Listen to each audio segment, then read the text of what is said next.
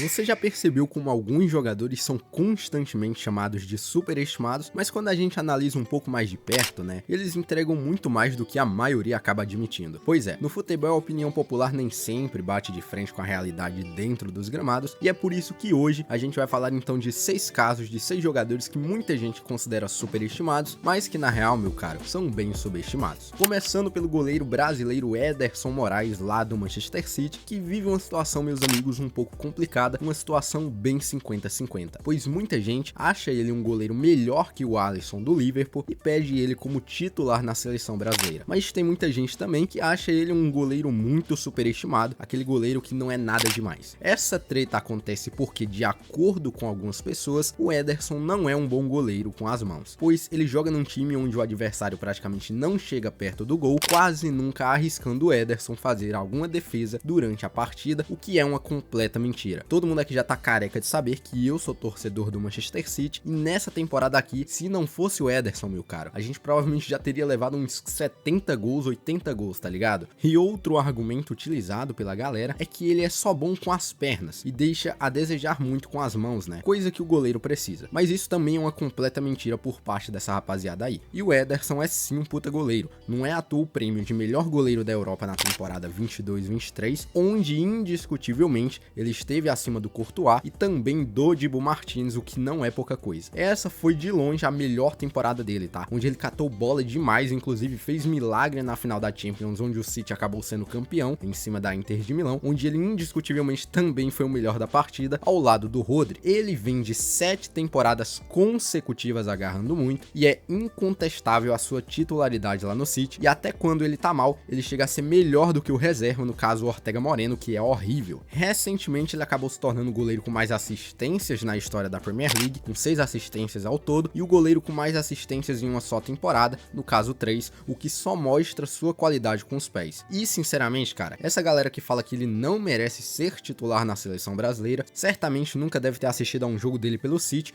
ou só deve acompanhar o Alisson pelo Liverpool mesmo, e deve ser aquele fanboy do Alisson mão de alface. Mas certamente o que você tem que assistir ao Fut Day, muita coisa massa tá chegando por aqui, você certamente não vai querer perder, então se inscreve aí. Já que a gente continua na Premier League, cara, pra falar do português Bruno Fernandes lá do Manchester United. Pra mim, cara, o Bruno já é com certeza um dos melhores meio-campistas da Premier League há algum tempo aí. Ele sempre é muito consistente nas temporadas e vem ajudando os Red Devils há um tempão por aí, principalmente nessa fase muito esquisita que o clube se encontra, onde eu diria que antes mesmo da saída do Rashford do time principal nessa temporada, o Bruno Fernandes ainda assim era o principal nome do time, ou pelo menos o que mais se dedicava e o que mais se destacava. Muitos acabam dizendo que ele é superestimado pelo simples fato, meu caro, dele não ser um De Bruyne da vida, ou por sempre viver reclamando de lances onde claramente era falta, resultando no amarelinho dele. Mas eu acredito que nem é isso o fato dele ser subestimado ou superestimado, mas sim por jogar em um time praticamente todo superestimado, como é o caso do Manchester United, cara. O Manchester United é um dos piores times desse século aqui. O Bruno Fernandes, eu diria que não tem o nível do De Bruyne, obviamente, mas é um cara presença que faz muito bem o seu papel de meia, sempre chegando muito bem na área e sendo um líder que outros jogadores não conseguem ser nesse Manchester United. E a verdade tem que ser dita, ele é com certeza o melhor desse time hoje em dia. E atualmente, cara, nesse time do Manchester United, ele é de longe o jogador mais equilibrado, o que mais joga bola e o que mais tem recursos dentro de campo. É impressionante como só ele tem a criatividade, e que sem o Bruno Fernandes, o United se torna ainda mais patético do que já tá. Não, ele não é superestimado, tu pode não gostar do ego dele, né, que é muito gigante, parecido com o do Cristiano Ronaldo, mas dizer que o cara é superestimado e que joga menos do que tu acha que ele joga, aí já é burrice mesmo, meu camarada. E quem vive uma situação parecida, cara, com a do Bruno Fernandes, é o Gavi do Barcelona. Ele que é cria de La Masia e que se destacou rapidamente no profissional, né, onde tá até hoje jogando pelo time principal do Barcelona, já rodou técnico pra lá, técnico pra cá, e o cara é muito bom de bola e é superestimado de acordo com alguns por aí, por ele ser um jogador bonito demais pra ser jogador, você acredita? Parecido com o David Beckham, né, cara? Na verdade, cara, não é muito por conta disso, mas não tira o fato da galera subestimar demais o Gavi, ainda mais pelo seu jeito meio marrentinho ali, né, que acaba afastando muita gente de perto dele, principalmente os brasileiros que adoram odiar o Gavi por ele sempre colocar o Vini Júnior na roda, lá ele. Mas fato é, cara, que o Gavi é um senhor jogador, tá? Excelente em tudo que ele está disposto a fazer, principalmente na marcação individual, onde eu diria que é o seu ponto forte. Mesmo sendo um cara baixinho de 1,73 m de altura, que sim, cara, para o futebol, para a posição, acaba sendo um pouco mais baixo ali do que o normal. Ele marca muito bem, tá, cara? Fazendo a função de um volante praticamente, onde, cara, a marcação do Gavi é algo sinistro. Mas não só isso, como ele é um cara muito, mas muito versátil, jogando muito bem de volante, de meia central, meia atacante e até mesmo fazendo uns bicos ali de lateral direito. O que é raro, mas já aconteceu, principalmente com Xavi, tá? Aqui vai uma opinião muito polêmica minha, cara, mas o Gavi é infinitamente melhor do que o Tchouaméni e o Camavinga do Real Madrid. Aí tu pode me xingar, discordar de mim e tudo mais, mas cara, se tu acha o Gavi superestimado, aí tu já tá passando dos limites, tu tá passando do ponto, tá ligado? E sim, ele é melhor do que o Tchouaméni e o Camavinga, principalmente jogando como volante, tá? O Gavi é um jogador muito, mas muito completo e é subestimado por ser bonito demais, né, cara? A lá David Beckham. E já que a gente já citou aqui o Real Madrid, né, cara? É meio que obrigatório também a gente falar do quão subestimado é o Luka Modric, que ao contrário do Gavi, que é bonito, o Modric parece um rato de laboratório, mas isso aqui não vem ao caso. Você achou que eu ia falar do Toni Kroos, né, cara? Claro que não. O Modric é um jogador que dispensa apresentações, tá com 39 anos, se eu não me engano, jogando um fino da bola, é um jogador muito, mas muito inteligente e é, sem sombra de dúvidas, um dos maiores jogadores da história, mas eu acredito que a galera superestima o Modric a partir do momento que colocam ele na mesma prateleira que Xavi e Iniesta. E eu quero que vocês entendam uma coisinha bem simples aqui, cara. Ninguém, absolutamente ninguém, se compara a Xavi e Iniesta, tá, cara? Talvez os únicos que entrem na conversa são Pirlo, Toni Kroos e também o Zidane. Porém, ainda assim, com um espaço um pouco grande entre eles, provavelmente ali o Zidane senta na mesma mesa, né, cara? Não é absurdo falar isso, não é sendo clubista nem nada, é realmente uma verdade que poucos aceitam aí. E é por isso que o Luka Modric, cara, é tão superestimado para alguns, porque comparam ele com Xavi e Iniesta. Entretanto, meu caro, o que o torna ainda mais subestimado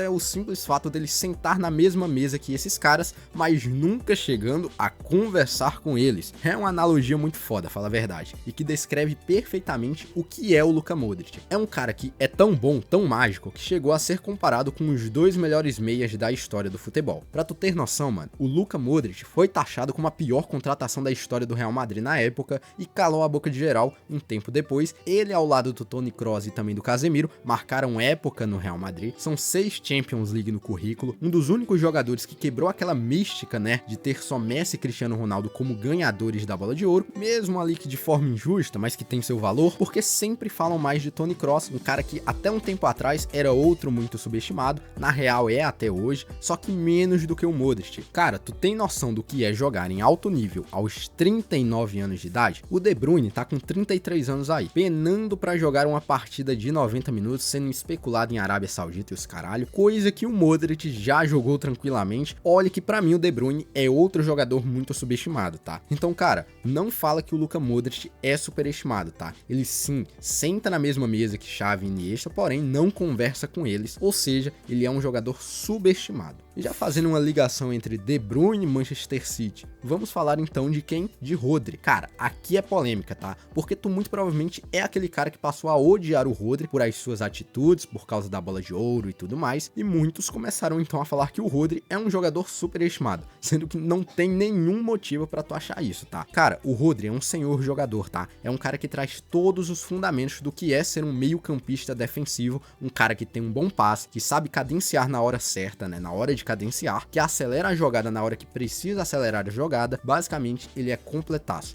No mundo, hoje, cara, hoje, poucos têm o nível e a visão de jogo e a qualidade que o Rodri tem na posição dele, tá? Sem sombra de dúvidas, ele é o melhor da posição. Existe um abismo entre Rodri e os demais volantes aí. Talvez o que mais se aproxime dele é o Declan Rice, mas ainda assim muito, mas muito distante mesmo. E o Rodri é aquele famoso caso do jogador que passou a ser subestimado após uma grande conquista na carreira, onde, embora seja injusta, ele ganhou, teve seus méritos por isso. É um cara que orquestra o meio-campo do Manchester City. Sem ele, o time se desmonta completamente, tu tá vendo o que tá acontecendo. E olha, cara, eu sou fã do Manchester City, tá falando aqui pela milésima vez nesse vídeo. Torço desde 2015, tenho prioridade pra falar. Sei que na Inglaterra, cara, vai demorar muito, mas muito tempo pra existir um volante tão bom como o Rodri. Porém, por causa de uma conquista inválida, ele vai ser lembrado como um cara arrogante e que roubou um prêmio de outra pessoa, o que, cara, convenhamos, é bem verdade, né? Uma pena o bostileiro médio, né, ser tão burro intelectualmente pra entender isso, QI 83, né, mistura demais as coisas, pois tu tem que separar tua raiva do jogador e teu inconformismo da qualidade que ele tem. Não tem muito o que discutir não. O Rodri é extremamente subestimado, principalmente por essa galera que torce ali pro Real Madrid e brasileiros que não aceitam a derrota do herói deles. Uma pena, o Rodri é um puta jogador, um jogadoraço, e essa galera não vai entender isso, até porque tem o QI 83, né? E após essa pedrada aí, meu caro, a gente fecha essa lista aqui falando do Kai Havertz lá do Arsenal. Aqui eu não vou me estender muito não, tá? Eu tenho que, pra mim, cara, antigamente o Kai Havertz, ele era um jogador muito mais valorizado pelo estilo de jogo dele, que era um pouco mais eficiente, já que no Chelsea ele era um cara mais de área, né, marcava mais gols e tinha um pouco menos de qualidade. Porém, eu acho que o que tornou ele superestimado pra galera é o fato dele ter sido hiper mega valorizado e não ter mostrado muito mais do que aquilo. Cara, o Kai Havertz teve uma queda sim de rendimento, mas ele não é esse jogador horrível que muitos falam por aí. Ele é um cara que se adaptou perfeitamente ao esquema tático do Mikel Arteta lá do Arsenal e se tornou um jogador um pouco mais completo do que ele era lá no Chelsea. É um cara que pode jogar tanto de atacante como de falso 9, meia atacante, meia armador e tudo mais. Ele sai muito bem da área, tá? E ajuda pra caramba o Arsenal, que é um time que precisa desse estilo de camisa 9. Porém, o que torna ele ruim pra muita gente é o fato dele ser um 9 que não marca tantos gols e que principalmente erra pra cacete em jogos decisivos. Mas, cara, vai por mim, tá? O Havertz, cara, é um jogador muito melhor do que a galera fala por aí.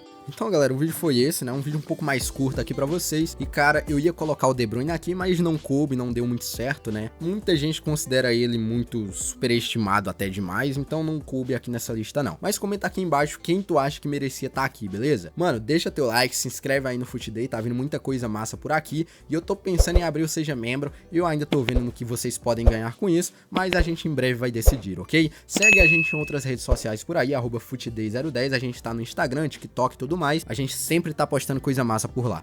Tamo junto e até a próxima. Fui!